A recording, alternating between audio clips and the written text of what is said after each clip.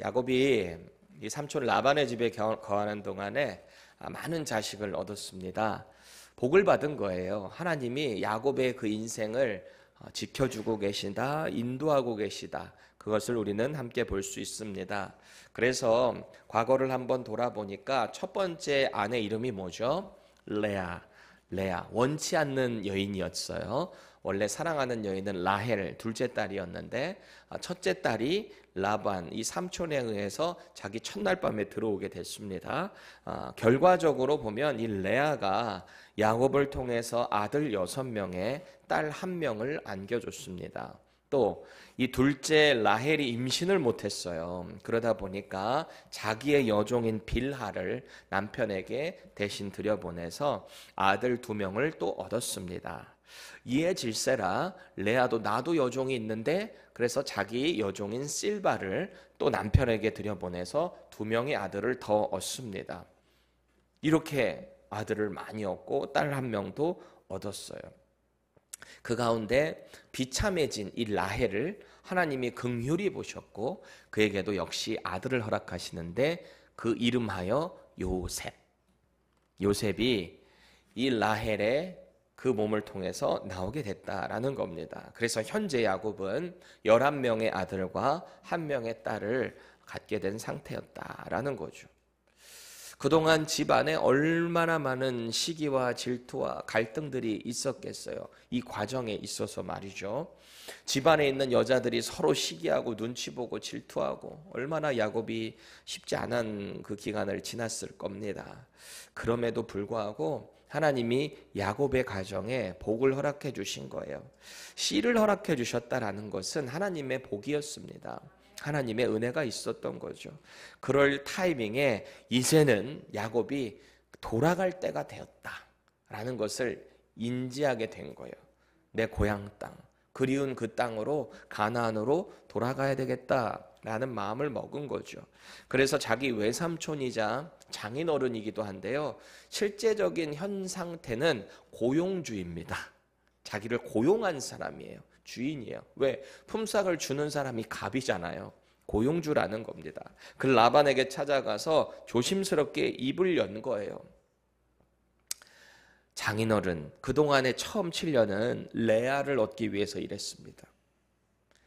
그리고 나머지 7년은 내 사랑하는 아내, 원래 내가 얻으려고 했던 라헬을 위해서 일했습니다. 그렇게 14년이 흘렀습니다. 근데 이제 다 일이 끝나고 나니 도대체 제가 여기서 계속 일하다가는 언제 제가 제 집을 세웁니까? 제 소유가 아무것도 없지 않습니까? 저 이제 고향 땅으로 돌아가겠습니다. 그 얘기를 한 거죠. 그러니까 이 라반이 깜짝 놀랐어요. 네가 나를 사랑한다면 여기 남아있어라. 내가 품삯을 정해줄게. 그런 말을 합니다. 이 사위 사랑이 커진 걸까요, 라반이? 갑자기 왜 이런 따뜻한 격려와 배려를 하고 있는 걸까요? 오늘 본문의 내용을 보면 이 사람이 하는 행동을 보니까 또 이용해 먹으려고 하는구나. 그것을 우리는 알 수 있습니다. 결국 이 야곱이 금방 떠나버리면 자기에게 손해가 올 것을 그는 잘 알고 있었던 거죠. 그래서 붙잡아 두려고 하는 거예요. 그래서 자연스럽게 내가 너 품삯 챙겨줄 테니까 어떤 것이든 나한테 말해. 내가 다 줄게 합니다. 가만히 보면 이 라반은 원래 야곱보다 더한 사람이잖아요. 더 약삭 빠르고 더 계산적인 사람이거든요. 그걸 잘 알고 있던 야곱은 이제 이 제안에서 좀 더 전략적이고 적극적인 지혜가 필요했을 겁니다. 그래서 품삯을 어떻게 제시를 하는가, 오늘 본문 내용을 보니까 삼촌이 혹할 만한 이야기를 제안을 했다라는 거예요. 양떼들 중에서 얼룩지고 점 있는 것들, 그런 것만 자기들 가져가고 자기 색깔 있는 것만 가져가고 나머지는 손대지 않겠습니다. 이렇게 이야기를 한 거죠. 이 계약은 누가 봐도 라반의 입장에서 생각할 때 자기에게 엄청난 이득이 되는 거예요. 실제로 이런 아롱지거나 점 있는 거 이렇게 검은 양이 많지가 않거든요. 그러다 보니까 이거 좀 해볼 만한 건데 그래서 액셉트를 합니다. 그런데요, 오늘 본문을 보면 다음 주까지의 그 내용을 보면 하나님이 그 추가적으로 일하는 이 6년의 기간, 그래서 총 20년 일하잖아요. 이 기간 동안에 하나님이 야곱을 어떻게 인도하시고 어떻게 간섭하셨는가. 그래서 결국 야곱이 아무것도 없었던 상황에서 어떤 부자가 돼서 어떻게 돌아가게 되었는가. 하나님의 일하심을 우리는 보게 될 겁니다. 여러분 주변에 믿음의 덕을 끼치시는 분들 많이 있으신가요? 가급적이면 그런 분들 옆에 많이 있으셔야 돼요. 믿음의 도전도 받고 덕이 되고 그런 분들 말이죠. 그리고 가급적이면 여러분들이 그런 분들이 되시기를 축복합니다. 근데 이 믿음의 덕을 세우는 분들의 공통점을 제가 가만히 보니까 어떤 공통점이 있는가? 여러분 어떤 공통점이 있을 것 같아요? 신앙생활 잘하는 믿음의 덕이 되는 사람들. 어떤 특징이 있어요, 여러분? 우리 미나자매 어떤 점이 있어요? 믿음의 사람들의 공통점은 뭐가 있는 것 같으세요? 제목의 힌트예요. 아, 맞아요. 하나님 손에 인생이 달려있는 것을 그들은 고백하며 살아가요. 어떤 상황과 어떤 형편이 있다 할지라도 이 인생 하나님 손에 달려 있습니다. 이거 믿고 나가는 공통점들이 있다라는 거예요. 당장 눈앞에 어떤 어려움이 있어도, 어떤 환난이 있어도, 어떤 답답함이 있어도 하나님이 나를 인도하신다라는 걸 믿기 때문에 그 믿음의 길을 묵묵히 걸어가더라 라는 거예요.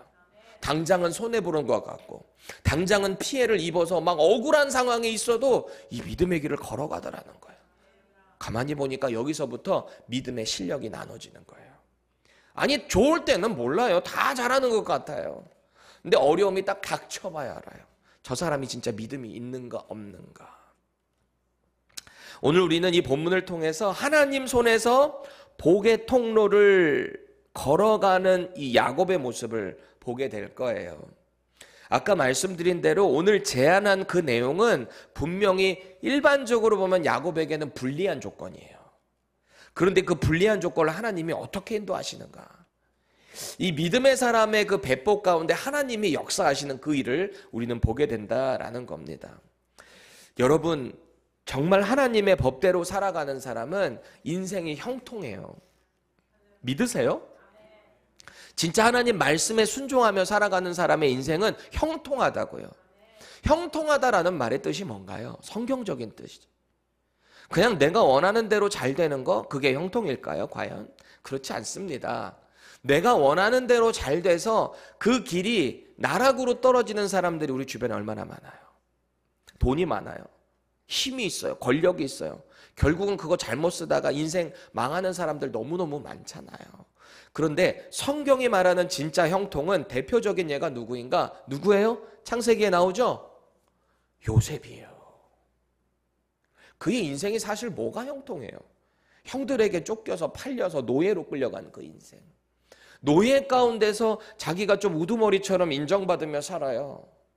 그게 뭐가 형통이에요? 사실은 그의 존재는 노예일 뿐인데. 감옥에서도 간수장 돼가지고 뭐 사람들 도와주고 그 안에서 감옥에 있는 죄수들 중에서 뭐 대표가 돼서 간수를 도와준다 한들 그 아이덴티티는 여전히 죄인 아닙니까? 그 인생을 어떻게 이 세상이 형통하다라고 할 수 있어요? 하지만 하나님의 손이 그와 함께 하실 때 그가 하는 일마다 잘 되게 되는 거예요. 그게 형통이에요. 하나님이 원하시는 길로 걸어가게 되는 거. 믿음의 정도를 지키며 말씀의 정도를 지키며 그 길을 걸어갈 때 당장은 힘들다 할지라도 하나님이 그 길을 당신의 손으로 인도하신다. 그게 형통이라는 거예요. 오늘 말씀 가운데 이 형통의 복이 저와 여러분들에게 있기를 축원합니다. 보세요. 사랑하는 아내 라헬을 통해서 이 요셉을 얻었습니다. 이쯤에 드디어 이제 정말 이 사랑하는 라헬이 아들을 얻었으니 요셉도 좀 과거를 돌아봤을 거예요. 그리고 이제 라헬을 위해서 일한 그 7년도 시간이 다 됐습니다. 과거를 돌아봤을 것 같아요. 내가 처음에 이 하란 땅에 도착했을 때, 그렇죠? 이 하란 땅에 사는 목자들을 만나서 우물가에서 그때 처음 만났던 이 라헬의 모습, 여러 가지 생각들, 답답하고 힘들었는데 어떻게 이렇게 기가 막히게 마침 외삼촌의 목자들을 만나며 그것도 외삼촌의 딸을 만날 수 있는가? 그 먼 길을 왔는데 말이죠. 삼촌이 얼마나 반가워하는지 부둥켜 안고 울고 축복하고 여기 있어라. 그래 여기 있어라. 그렇게 사랑하는 라헬을 만나게 됐고 라헬을 얻기 위해서 7년 동안 일하고 첫날 밤에 아내를 맞이했는데 다음날에 눈 떠보니 레아 처형이에요. 얼마나 기가 막힌 노릇이에요. 근데 아무렇지도 않게 삼촌은 원래 이래 우리 동네는.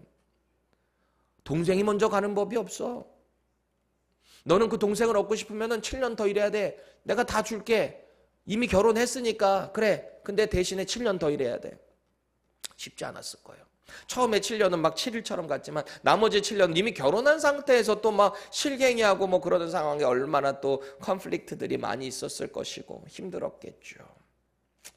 그럼에도 불구하고 그 많은 시기와 갈등들이 있어도 지금 자신의 상황을 돌아보니까 아, 이게 다 하나님의 은혜였구나. 그렇게 깨닫지 않았을까요?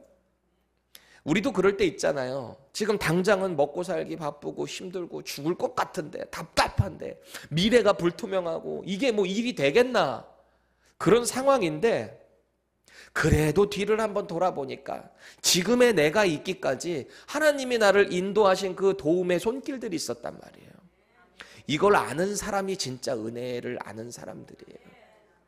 당장 내 앞에 보이는 답답한 것만 보지 마시고 지금 여러분이 될 수 있도록 인도하신 그 하나님의 손길을 보셔야 한다라는 거예요. 야곱도 그런 타이밍에 이제 고향 땅으로 돌아가려고 했던 거 아닙니까? 26절 세 번역으로 같이 보겠습니다. 장인어른의 일을 해드리고 얻은 저의 처들과 자식들도 제가 데리고 가게 허락하여 주십시오. 제가 장인어른의 일을 얼마나 많이 해드렸는가 하는 것은 장인어른께서 잘 아십니다. 자기도 당당한 거예요. 그동안에 장인어른의 그 양떼와 염소와 가축을 얼마나 정성껏 성심껏 도와줬는지 말이죠. 계속해서 29절 30절 보세요. 야곱이 그에게 말하였다. 제가 장인어른의 일을 어떻게 해드리고 장인어른의 가축대를 얼마나 잘 보살폈는지는 장인어른이 잘 아십니다. 제가 여기에 오기 전에는 장인어른의 소유가 얼마 되지 않았으나 이제 때가 크게 불어났습니다. 주님께서는 제가 하는 수고를 보시고서 장인어른에게 복을 주셨습니다. 그러나 이제는 제가 저의 살림을 챙겨야 할 때가 되었다고 봅니다. 그러니까 돌려보내 달라는 거예요. 라반도 이 야곱의 말에 동의를 해요. 진짜 이게 뼈 때리는 얘기 아니었습니까? 제가 여기 처음에 왔을 때는 장인어른의 그 양떼가 그 정도 많지가 않았어요. 근데 지금 보세요. 얼마나 많은 양떼가 있어요. 제가 그래서 한 거예요. 하나님이 저를 도우셔서 이렇게 하신 거예요. 쉽게 말하면 장인어른 제 덕 본 거예요. 하나님이 저를 통해 일하신 거예요. 복 주신 거예요. 그래서 라반도 이 말에 동의를 한 겁니다. 그래서 야곱에게 역제안을 하고 있는 거예요. 역제안. 27, 28 우리 세 번역으로 함께 읽어보겠습니다. 시작. 라반이 그에게 말하였다. 자네가 나를 좋아하면 여기에 머물러 있기를 바라네. 주님께서 자네를 보시고 나에게 복을 주신 것을 내가 점을 쳐보고 알았네. 라반은 또 덧붙였다. 자네의 품삯은 자네가 정하게 정하는 그대로 주겠네. 아멘. 이 장인어른이 경상도 사람인가 봐요. 우리 박윤선 전도사님이 경상도 본인은 아니라고 하는데 그 톤이 들어가 있거든 사실은. 그렇죠? 자, 천하의 라반이 상대의 수고를 인정해주고 있어요. 야, 그래 너 수고했다. 그래 내가 네 덕 봤다. 그리고 그에 상응하는 대가를 치러주겠다. 이렇게 말을 하고 있습니다. 이 라반도 야곱을 통해 하나님이 복 주셨다는 것을 인정하고 있어요. 그리고 자기가 품삯을 주는 고용주잖아요. 그러면은 사실은 고용주가 원래 정한 대로 주면 돼요. 근데 오히려 호의를 베풀고 있습니다. 네가 말하는 대로 내가 다 해줄게. 이게 엄청난 파격적인 대우 아닙니까? 야곱의 입장에서 얼마나 이 마음이 벅차올랐을까 싶어요. 우와, 우리 천하의 장인어른이 나를 인정해 주네. 와, 나를 통해서 이렇게 복 받았다 그러네. 원하는 대로 몫을 얘기하라 그러네. 혹해가지고 이제 뭔가를 말을 해야 될 텐데 잘 말해야 될 거예요. 왜 이 라반 보통 사람 아니거든요. 그렇죠? 성경에 나오는 이 라반은 정말 이 캐릭터 자체가 약삭빨라요. 너무 계산적이에요. 자기밖에 모르거든요. 이게 다 철저히 자기를 위한 수법이에요. 어떻게 해서든지 이 야곱을 주저앉히려고 하는 거. 이제 야곱이요, 장인어른 말대로 자기 품삯에 대한 조건을 제시를 합니다. 31절에서 34절, 우리 여기는 좀 더 이해하기 좋게 현대인 성경으로 한번 읽어볼까요? 시작. 내가 너에게 무엇을 주면 되겠느냐? 당장 무엇을 주실 필요는 없습니다. 하지만 외삼촌께서 내가 제시하는 조건을 승낙하신다면 계속 외삼촌의 양떼를 먹이고 지키겠습니다. 오늘 내가 외삼촌의 짐승 가운데서 검은 양과 얼룩덜룩하고 점이 있는 양과 염소를 가려낼 테니 앞으로 그런 것이 나오면 내 삭이 되게 해주십시오. 내가 정직한지 아닌지에 대해서는 쉽게 알아보는 방법이 있습니다. 외삼촌께서 오셔서 내 품삯을 조사하실 때 만일 얼룩덜룩하지 않은 점 없는 양과 염소가 있거나 검지 않은 양이 있으면 그것은 훔친 것으로 생각하셔도 좋습니다. 지금 야곱이 제시하는 그 품삯은요, 그렇게 양이 많을 것 같지가 않아요. 그렇죠?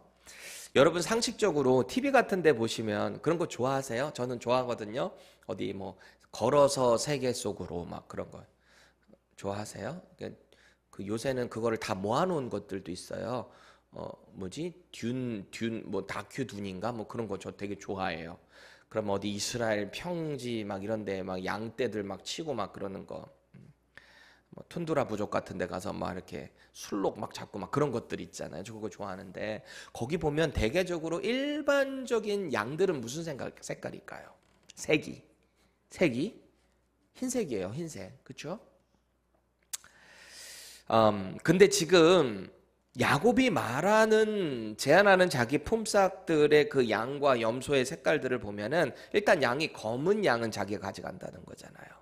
그리고 얼룩덜룩 무늬가 있는 거, 그런 거 자기가 챙겨가겠다는 거잖아요. 이런 게 유전적으로 그렇게 많지는 않습니다. 유전적으로 볼 때. 그러니까 대개는 그냥 양 하면 흰색, 그런 게 이제 보통 대부분이 그런 거다라는 것을 우리는 알죠. 그만큼 드문 그런 양과 염소들을 자기 몫으로 가져간다라는 말은 장인어른의 입장에서 들으면 아 그래 얼마 안 챙겨가겠다는 얘기구나 있기는 하지만 그렇게 받아들일 수 있는 거예요. 우리는 이런 생각해 볼 수 있어요. 아니 얼마나 될지도 확실히 모르는 상황에서 저렇게 말하기보다 처음부터 장인어른 제가 두 딸들을 이렇게 취하지 않았습니까? 그렇다면 이 딸들을 생각해서라도 장인어른 이렇게 모아진 가축 중에서 그래도 한 5분의 1 정도는 제가 가져가면 안 되겠습니까? 이러면 차라리 메이크 센스 할 수 있어요. 5분의 1 정도. 아니면 많이 5분의 2 정도로 아예 딱 치고 5분의 1로 계산을 하든지 그럴 수도 있는 거거든요. 그런데 지금 오늘 야곱이 말하고 있는 이 딜은 확률상 너무 적은 거예요. 어떻게 될 줄도 모르고 그렇죠? 그러니까 당연히 라반도 이게 혹한 거죠. 수락을 합니다. 그렇게 많을 것 같지가 않거든요. 아마도 이 계산이 빠른 라반이 그 얘기를 듣는 순간 머리에서 또 다른 계획을 계속 굴렸을 거예요. 오늘 그게 본문 가운데 나오잖아요. 당장 있는 짐승들 중에서 가축들 중에서 야곱이 제시한 뭐 아롱지고 검은 색깔 양 이런 것들을 싹 추립니다. 추려가지고 자기 아들들한테 딱 맡겨버리는 거예요. 그리고 야곱하고 한참 떨어지게 사흘길 걸어 떨어지는 곳에 야곱을 탁 둬버립니다. 엄청난 꼼수를 쓰고 보수를 주게 되더라도 아예 조금 주고 그러면 그 보수를 충당할 때까지 이 야곱이 주저앉아서 눌러앉아서 머물러 있게 만들려고 꼼수를 쓴 거예요. 그게 장인어른이에요. 라반이 하는 이 얍삽한 행동 우리 현대인 성경으로 같이 봅시다. 35, 36절입니다. 시작. 바로 그날 얼룩덜룩한 무늬가 있거나 흰 반점이 있는 염소와 검은 양들을 가려내어 자기 아들들에게 맡기고 자기 짐승과 야곱의 짐승 사이에 사흘길의 간격을 두었다. 그리고서 야곱은 라반의 남은 양떼를 먹였다. 아멘. 여기 보면 딱 야곱에게 그 제안, 역제안을 듣자마자 라반이 한 행동이 딱 나와요. 시간적인 표현이 나오고 있어요. 뭐라 그래요? 바로 그날. 바로 그날. 그 제안을 딱 받아들이자마자 바로 그날 아들들 시켜가지고 싹 가져가 버린 거예요. 야곱은 그것도 모르고 남아있는 그 양떼들만 치고 있었으니 얼마나 이 안타까운 상황입니까? 라반이라는 캐릭터는 그런 거예요. 그저 자기 두 딸, 사위, 이용해 먹어서라도 자기 배를 불리는 사람. 그게 라반이었다라는 겁니다. 그동안 야곱이 얼마나 철저히 성실하게 일했어요. 근데 그게 별로 중요하지 않아요. 어떻게든 더 이용해 먹으려고 하는 거예요. 하나님이 주신 복이라는 것도 어느 정도 인정해요. 야곱을 통해서 내가 받았다. 그래도 그가 중요한 것은 야곱을 이용해 먹는 거예요. 보통 같으면 어떻게 해야 되는 게 맞아요? 장인어른이면? 아니 내 딸들의 남편이잖아요. 그러면 좀 챙겨주고 인정해주고 그렇게 할 법도 한데 라반은 그렇지 않아요. 참 매정한 사람인 것 같습니다. 여러분 주변에 혹시 이런 사람들 있나요? 이용해 먹으려고 하고 자기 실속만 챙기려고 하고 그런 사람들 혹시 있으세요? 그런 사람들의 특징을 제가 가만히 보니까 단계가 있더라고요. 이렇게 사람을 이용해 먹으려고 하는 사람들. 먼저는 자기가 이용할 수 있는 사람을 쭉 이렇게 모니터링을 한번 합니다. 말도 한번 걸어보고 이 사람에게 돈이 어느 정도가 있는가 물어보고 그렇게 사기꾼들이 그렇게 접근하잖아요. 이래요.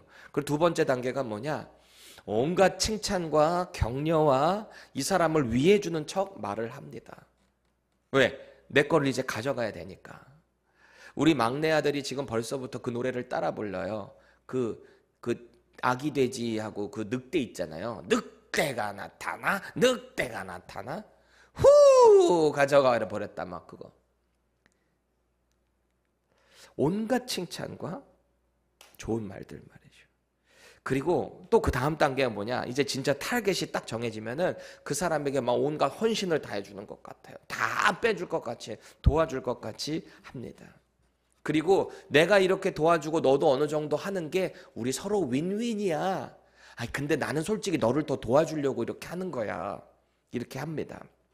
그러다가 신뢰를 딱 쌓게 되면 자기는 싹 실속을 챙기고 빠져버리죠. 연락이 두절돼 버리죠. 혹시 그런 경험하신 분 있으세요? 얼마나 많은지 몰라요. 빼먹을 거 다 빼먹고 나면 언제 그랬냐는 듯이 표정이 싹 변해요. 여러분 그리스도인이 선하게 살면서 누군가에게 호의를 베풀어야 합니다. 베풀어야 돼요. 근데 호의를 베푸는 거하고 이런 사기꾼, 이용해 먹으려고 하는 사람들한테 이용당하는 것은 좀 다른 이야기예요. 선의를 베푸는 것하고 이용을 당하는 것은 다른 이야기입니다. 주님이 그러셨어요. 예수님이 야 오리를 가자 그러면 십리를 가라. 응? 그리고 또 뭐라 그래요? 오른뺨 맞으면 오른뺨도 이렇게 정상적으로 쫙 때리려면은 상대 건너편에 있는 사람은 어디를 맞아야 정상이죠? 왼편을 맞아야 정상이에요. 이렇게 때려야 되니까. 근데 오른편을 맞았다는 얘기는 손 등으로 때렸다는 얘기거든요. 더 치욕적이고 인격 모독에 뺨을 때릴 때 다른 뺨도 들이대라. 예수님이 이렇게 말씀하셨습니다. 이게 무슨 말일까요? 이거 이용당하라는 말일까요? 그렇지 않습니다.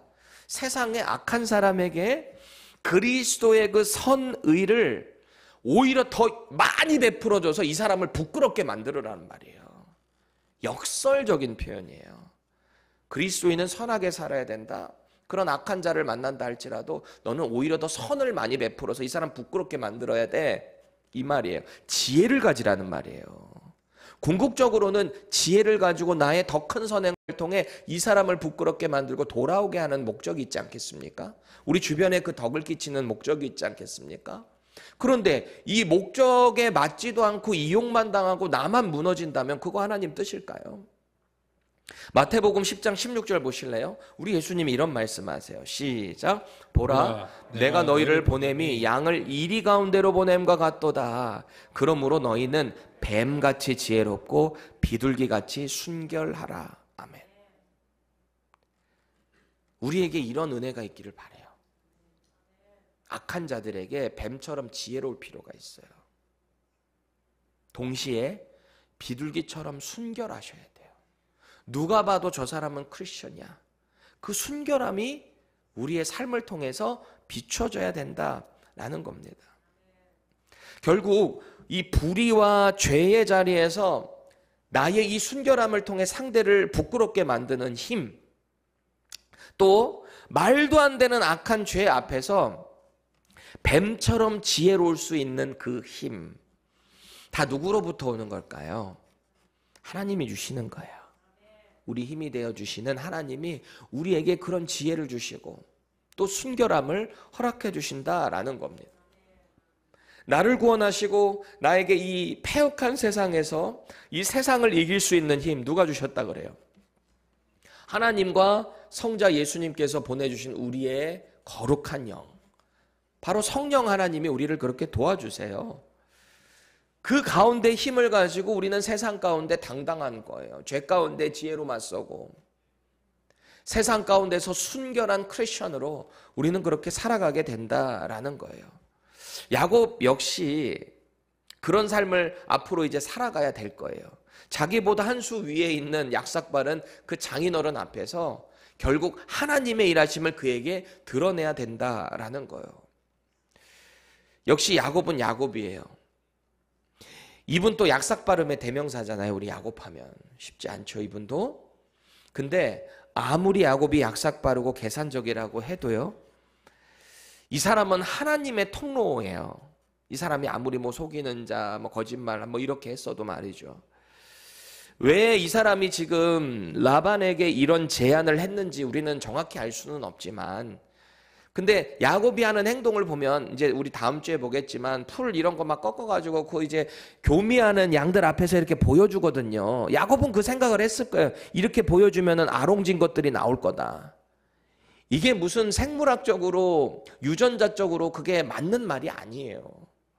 결국은 하나님께서 그 생사의복도 주관하시고 하나님이 그냥 그렇게 주시면 되는 건데, 그런 부분에 있어서 야곱은 거기에 자신감이 있었던 것 같아요. 아, 내가 또 이렇게 머리를 쓰면 되겠지.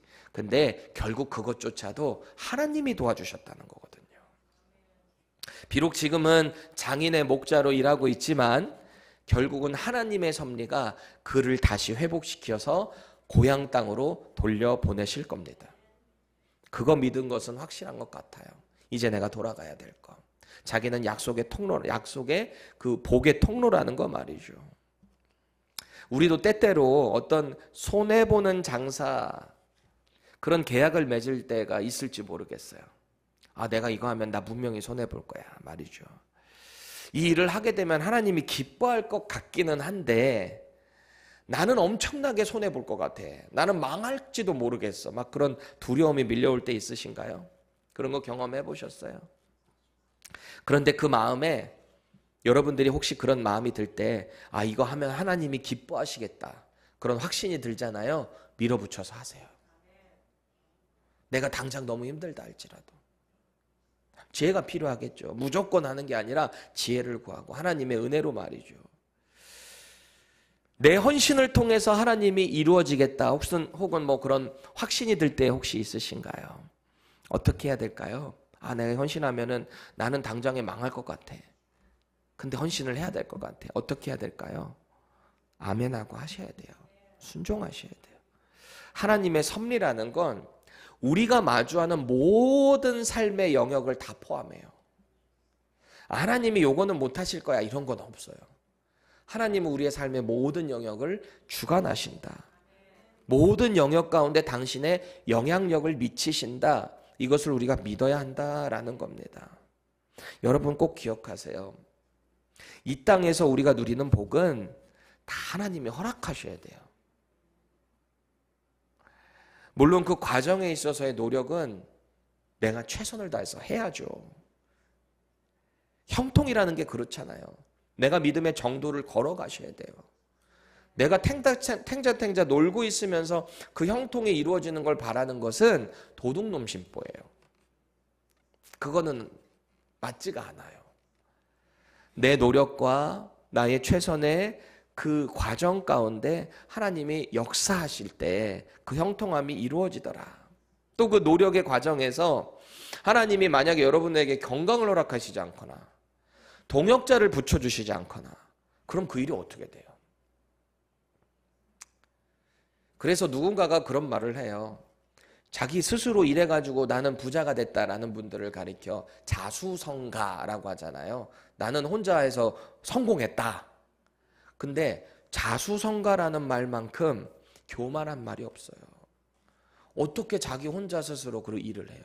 그 일이 이루어지기까지 얼마나 많은 동역자들이 있었겠어요. 그 사람들이 있었기 때문에 내가 성공한 거예요. 그리고 가장 궁극적인 것은 그 과정에 하나님이 일하심이 있었기 때문에 그가 됐다라는 것을 고백해야 되는 거죠. 결국은 우리 인생은 다 하나님 손에 달려 있는 거예요. 오늘 이 야곱의 제안이 당장은 뭔가 무모해 보일지 몰라요. 그리고 약삭빠른 이 라반의 입장에서는 옳거니 요거 이제 나한테 딱 걸려들었구나. 그럴지도 몰라요. 그런데 정작 훗날에 라반이 돌아보면 결국 야곱은 하나님의 사람이구나. 인정하고 복을 내려줄 수밖에 없는 상황을 하나님이 만드신다. 그게 섭리예요. 하나님의 섭리. 하나님의 사람은 하나님이 지켜주세요. 그래서 내가 잘 될 때도 하나님을 의지해야 되고요. 뭔가 잘 안 되고 일이 안 풀리고 답답할 때도 역시 하나님의 그 도움의 손길을 의지하셔야 되는 거예요. 그 과정에 최선을 다하시고 오늘 이 야곱이 라반에게 요청한 품삯 사람들의 눈에는 분명히 초라해 보일 수 있는 거거든요. 그런데 그 과정에 있어서 야곱은 지난 14년 동안 최선을 다해서 자기의 일에 올인을 했던 거예요. 책임감을 가지고 하나님 사람답게. 그러니까 오늘 이런 요구를 할 수 있었던 거 아니겠습니까? 저와 여러분은 하나님이 주신 이 믿음을 가지고 예수님 믿고 하나님 자녀 된 사람들이에요. 자기 정체성을 잘 기억하세요. 어떤 어려움을 경험하세요? 우리 하나님 자녀라고요. 그럼 하나님 아버지께서 당신의 아들, 딸들 지켜 보호하시지 않겠습니까? 아니 자녀들이 부르짖고 기도하는데 응답하지 않는 부모가 어디 있겠어요? 하물며 우리 하나님 아버지께서 우리의 기도 들어주시지 않겠습니까? 우리가 머리로 아무리 계산대를 두드려 본들 우리의 삶이 안정을 찾는 게 아니더라고요. 여기선 내가 이렇게 해야지. 여기선 내가 저 사람한테 이렇게 해야지. 이거 아무리 계산대 두린다고 내가 성공하지 않는다고요. 아니 아무리 믿고 너무 잘 되는 사람한테도 뒤통수 맞는 지금 이 시대에 하나님 외에 우리가 의지할 자가 누가 있겠습니까? 믿을 사람이 어디가 있겠어요? 하나님을 의지하세요. 하나님께 간구하세요. 그리고 하나님 앞에서 거룩하고 성실하십시오. 말씀의 정도를 걸으세요. 그냥 대충 하면 되겠지가 아니라 하나님을 정말 붙잡으세요. 말씀의 은혜 자리에 계속 나를 노출하셔야 돼. 그렇게 살아갈 때 정말 우리의 인생이 하나님 손에 달려있다는 것을 고백하게 될 겁니다. 저와 여러분들에게 정말 이런 믿음 가운데 뒤를 이렇게 돌아보니까 하나님이 이때 이렇게 인도하셨구나. 그런 많은 믿음의 간증들이 있기를 축원합니다.